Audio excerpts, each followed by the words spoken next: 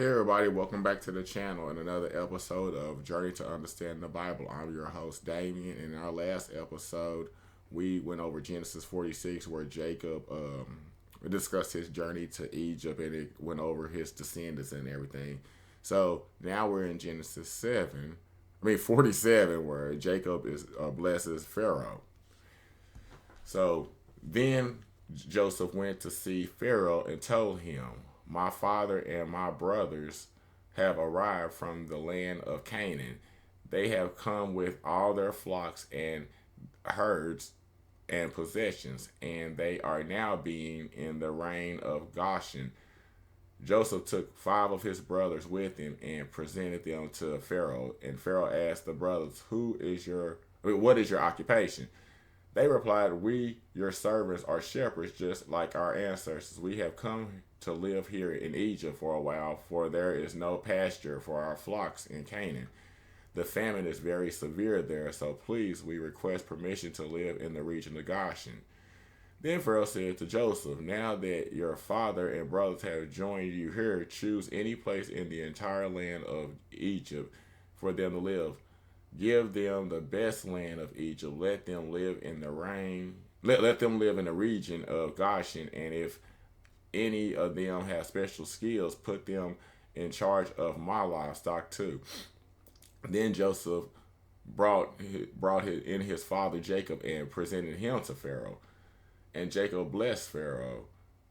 "How old are you?" Pharaoh asked. Jacob replied, "I have traveled this earth for 130 hard years, but my life has been short compared to the lives of my ancestors." Then Jacob blessed Pharaoh again before leaving his court. So Joseph assigned the best land of Egypt, the region of Ramesses, to his father and his brothers, and he settled them there just as Pharaoh had commanded. And Joseph provided food for his father and his brothers in amounts appropriate to the number of their dependents, including the smallest children. Joseph's leadership in the famine. Meanwhile, the famine became so severe that all the food was used up and people were starving throughout the lands of Egypt and Canaan. By selling grain to the people, Joseph eventually collected all the money in Egypt and Canaan, and he put the money in Pharaoh's treasury. When the people of Egypt and Canaan ran out of money, all the Egyptians came to Joseph. "Our money is gone," they cried, "but please give us food or we will die before your very eyes." So Joseph replied, "Since your money is gone, bring me your livestock. I will give you food in exchange for your livestock." So they brought their livestock to Joseph in exchange for food. In exchange for their horses, flocks of sheep and goat, herds of cattle and donkeys, Joseph provided them with food for another year. But that year ended, and the next year they came again and said, "We cannot hide the truth from you, my lord. Our money is gone, and all our livestock and cattle are yours. We have nothing left to give but our bodies and our land. Why should we die before your very eyes? Buy us and our land in exchange for food. We offer our land and ourselves as slaves for Pharaoh. Just give us grain so we may live and not die, and so the land does not become empty and desolate." And then so he says, so Joseph bought all the land of Egypt for the Pharaoh.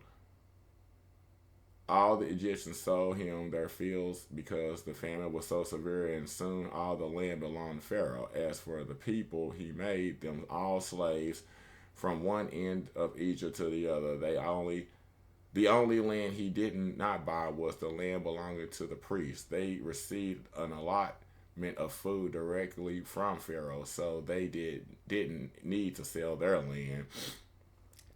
Then Joseph said to the people, "Look, today I have bought you and your land for Pharaoh. I will provide you with seed so you can plant the fields. Then, when you harvest it, 1/5 of your crop will belong to Pharaoh.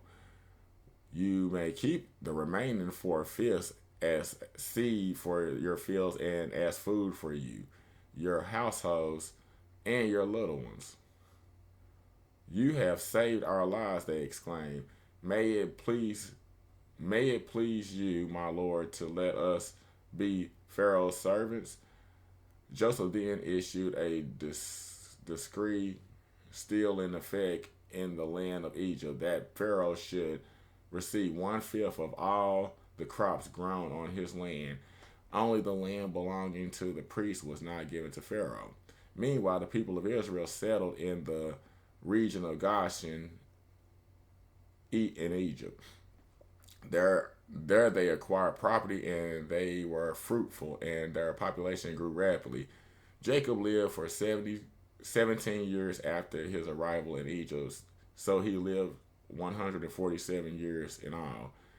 As the time as the time of his death drew near, Jacob called for his son Joseph and said to him, "Please do me this favor. Put your hand under my thigh and swear that you will treat me with unfailing love by honoring this last request.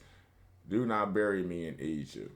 When I die, please take my body out of Egypt and bury me with my ancestors." So Joseph promised, "I will do as you ask."